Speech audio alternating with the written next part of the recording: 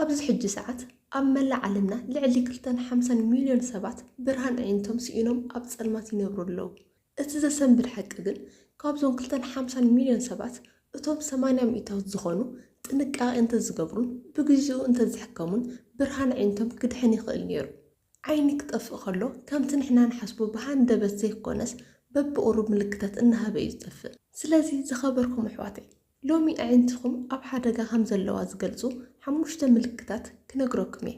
ኣብ መወዳእታ ዘ ቪድዮ ድማ ንዓይንና ጎዳእትን ጠቐምትን ዝኾኑ ምግብታት ክነግረኩም እየ። እዛ ቪድዮ ምርኣይኹም ንመጻኢ ብርሃን ዓይንኹም ንምድሓን ዝዓበየ ስጉምቲ ክኸውን ይኽእል እዩ። ስለዚ ክሳብ መወዳእታ ክትከታተሉኒ ብኽብሪ ይዕድመኩም። እቲ ቀዳማይ ምልክት ቃንዛ ዓይኒ እዩ።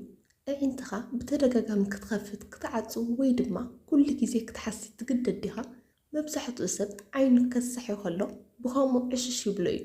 ግን እዚ ምልክት እዚ ዓይንኻ ብኢንፌክሽን ተጠቂዓ ከም ዘላ ወይ ድማ ባዕድ ነገር ውሽጢ ኣትዩ ከም ዘሎ መርኣያ እዩ።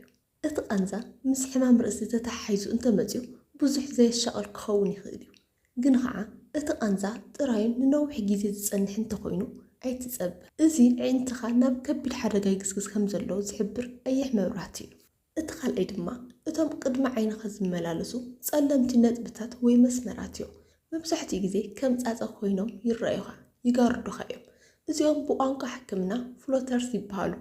እዚ ምልክት እዚ እቲ ሬቲና ዝበሃል ቀንድን ወሰንን ክፋል ዓይንኻ ካብ ቦትኡ ይለቅቕ ከም ዘሎ ዘመልክት እዩ። እዚ ድማ ብሰንኪ መጉዳእቲ ወይ ግላውኮማ ዝበሃል ሕማም ዓይኒ ክመጽእ ይኽእል። እዚ ምልክት እዚ እንተጋጢሙካ ዕሽሽ ኣይትበሎ። ብግዚኡ እንተዘይተሓኪምካዮ ብርሃን ዓይንኻ ንሓዋር ክጠፍእ ይኽእል እዩ። እቲ ሳልሳይ ምልክት ድማ ምቕያሕ ኣዒንቲ እዩ። ክልቲኦም ዒንትኻ ብሓባር እንተቐይሖም ምናልባት ብሰንኪ ጉንፋዕ ክኸውን ይኽእል እዩ። እዚ ብዙሕ ዘሻቕል ኣይኮነን። እቲ ሓደጋ ግን ኣብታ ሓንቲ ዓይንኻ ጥራይ እዩ ዘሎ። ሓንቲ ዓይንኻ ጥራይ ተነፂላ እንተቐይሓ እዚ ብውሽጢ ክፋል ዓይንኻ ዲፐር ኢንፍላሜሽን ወይ ከቢድ ረኽሲ ከም ዘለካ ስለ ዝሕብር ብህፁፅ ናብ ሓኪም ክትኸይድ ይግባእ። ብርሃን ዓይኒ ሓሳብ ምስ ጠፍአ ምምላሱ ከቢድ ምዃኑ ኣይትረስዕ። እቲ ራብዓይ ምልክት ድማ እቲ እናመፅእ ዝጠፍእ ብዥ ወይ ምርኣይኻ ግልጽነት ምስኣን እዩ። ምርኣይኻ ሓንሳብ ጸሊም ሓንሳብ ድማ ገለ ዝረአ ኮይኑ ይረኣይካ ድዩ? እዚ ዓይንኻ ዓቕሚ እናነከየ ይኸይድ ከም ዘሎ ዘርኢ ምልክት እዩ። ብፍላይ ኣብ ሓንቲ ዓይኒ ጥራይ ዝረአ ብዥ ዝብል ምልክት ምዕፃው ናይ ክሳድ ሰራዊር ደም ክኸውን ይኽእል እዩ።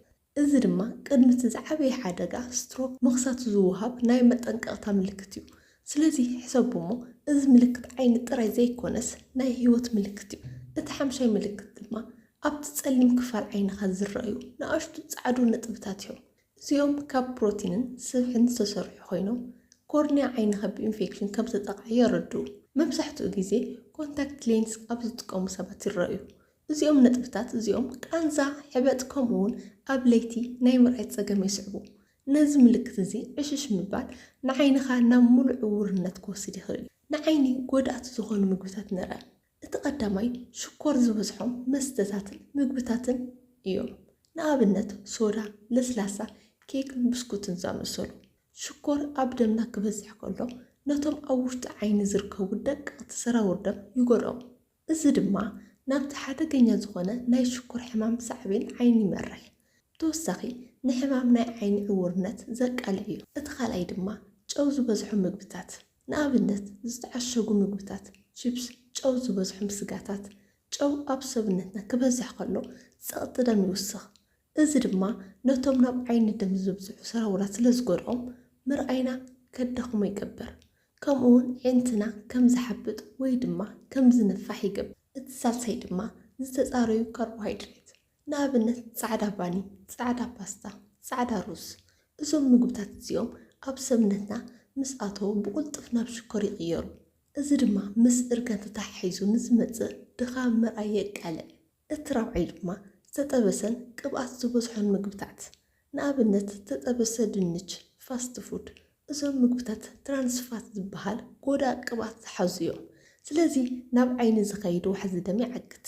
ብሰንኩ ድማ ኣዒንትና እኹል ኦክሲጅንን ምግብን ስለ ዘይረኽባ ይደኽማ። እቲ ሓምሻይ ድማ ኣልኮላዊ መስተ። ኣልኮል ንሰብነትና ማይ ከም ዝስእን ይገብሮ። እዚ ድማ ናብ ምድራቕ ኣዒንቲ ይመርሕ። ብተወሳኺ ኣልኮል ብበዝሒ ምስታይ ኣዒንትና ንኽደኽማ ይገብር። እዞም ምግብታት እዚኦም ፈጺምካ ኣይትብላዕ ማለት ዘይኮነስ መጠንኻ ሓሊኻ ክትጥቀመሎም ወይ ብዝተኽኣለ መጠን ክትወግድሎም ይግባእ። ንዓይኒ ጠቐምቲ ዝኾኑ ምግብታት ከዓ ንርአ። እቲ ቀዳማይ ካሮት ብቤታ ካሮት ዝሃብተመ እዩ። እዚ ባእታ እዚ ኣብ ውሽጢ ሰብነትና ናብ ቫይታሚን ኤ ይቕየር። ቫይታሚን ኤ ንላዕለዋይ ክፋል ዓይኒ ይከላኸል። ብፍላይ ድማ ኣብ እዋን ለይቲ ወይ ኣብ ጸልማት ቦታታት ግልጽ ዝበለ ምርኣይ ክህልወካ ይረድእ። እቲ ካልኣይ ድማ ቆስጣን ሓምልን እዩ። እዞም ኣሕምልቲ እዚኦም ሉቲን ዝበሃል ሓያል አንቲኦክሲዳንት ዝሓዘ እዩ። ከም ተፈጥሮኣዊ መነጽር ፀሓይ ኮይኖም የገልግሉ። ነቲ ካብ ብርሃን ፀሓይን ካብ ስክሪን ቴሌፎንን ዝመጽእ ጎዳኢ ብርሃን ብምጽራይ ንሬቲና ዓይኒ ይከላኸሉ። እቲ ሳልሳይ ድማ ዓሳ ብፍላይ ሳልሞን ከም ሳልሞን ቱናን ዝበሉ ዓሳታት ብኦሜጋ 3 ፋቲ አሲድ ዝሃብቶም እዮም። ንጸገም ምድራቕ ዓይንቲ ይከላኸሉ። ከምኡ እውን ምስ እርጋን ተተሓሒዙ ንዝመጽእ ድኻም ምርኣይ ይከላኸል። እቲ ራብዓይ ድማ እንቋቑሖ እዩ። ኣብ ውሽጢ ቢጫ ክፋል እንቋቑሖ ቫይታሚን ኤ፣ ሉቲንን ዚንክን ይርከቡ። ዚንክ እቲ ቫይታሚን ኤ ካብ ከብዲ ተላዒሉ ናብ ዓይኒ ንክበጽሕ ንሬቲና ንክከላኸልን ይሕግዞ። እቲ ሓምሻይ ድማ ኦቾሎንን ፍረታትን ከም ኣልሞንድ ዝበሉ ብቫይታሚን ኢ ዝሃብቶም እዮም። ቫይታሚን ኢ ነቲ ምስ እርጋን ተተሓሒዙ ኣብ ዓይንቲ ዝፍጠር ዕውርነት ንኸይመጽእ ይከላኸል። እቲ ሻድሻይ ድማ ብርቱካንን ለሚንን እዞም ፍረታት እዚኦም ብቫይታሚን ሲ ዝመልኡ እዮም።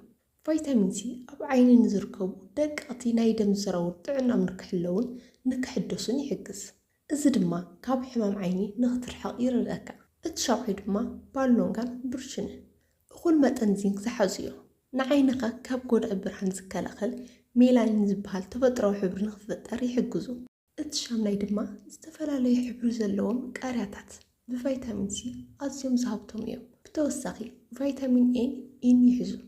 ኣብ ውሽጢ ዓይኒ ንዘለዉ ናይ ደም ቱቦታት ጥዕና ይሕልው። እዚ ድማ ሕማም ዓይኒ ንኸይመጽእ ንምክልኻል ኣዝዩ ይሕግዝ። ብፍላይ ቀይሕ ቃርያ ዝለዓለ ቫይታሚን ሲ ኣለዎ። እቲ ታሽዓይ ድማ ብሉቤሪ ካልኦት ተመሳሰልቲ ፍረታትን ሓያላት አንቲኦክሲዳንት ቫይታሚን ሲ ይሕዙ። ንመርበብ ዓይኒ ካብ ጉድኣት ይከላኸሉ። ኣብ ዓይኒ ዝርከቡ ንኣሽቱ ናይ ደም ቱቦታት ድማ የጠናኽሩ። እዚ ድማ ብዕድመ ምክንያት ንዝመጽእ ናይ ምርኣይ ጸገም ንምንካይ ይረድእ። እዞም ምግብታት እዚኦም ብሓባር ክውሰዱ ከለዉ ዝበለጸ ውጽኢት ይህቡ። ንኣብነት ኣብ ሰላጣ ቃርያ ምውሳኽ ወይ ድማ ንቁርሲ ምስ እንቋቑሖ ምብላዕ ንጥዕና ዓይኒ ዓብዪ ረብሓ ኣለዎ። ጥዑይ ምርኣይ ንምህላውን ካብ ሕማማት ዓይኒ ንምክልኻልን ይሕግዙ። ማይ ምስታይ ብቑዕ ማይ ምስታይ ንዓይኒ ካብ መንቃጽ ይከላኸል። መነጽር ፀሓይ ኣብ ፀሓይ ንኽትወፁ ከለኹም መነጽር ብምጥቃም ንዓይንኹም ካብ ዩቪ ጨረር ክትከላኸሉ ትኽእሉ። ምርመራ ዓይኒ ሓሊፉ ናብ ሓኪም ዓይኒ ብምኻድ ምርመራ ምግባር ኣገዳሲ እዩ። ናይ ሎማዓንቲ መደብ ጥዕና እዚ ይመስል። ክሳብ ብኻልእ መደብ ጥዕና ንራኸብ። ሰላም ጽንሑ።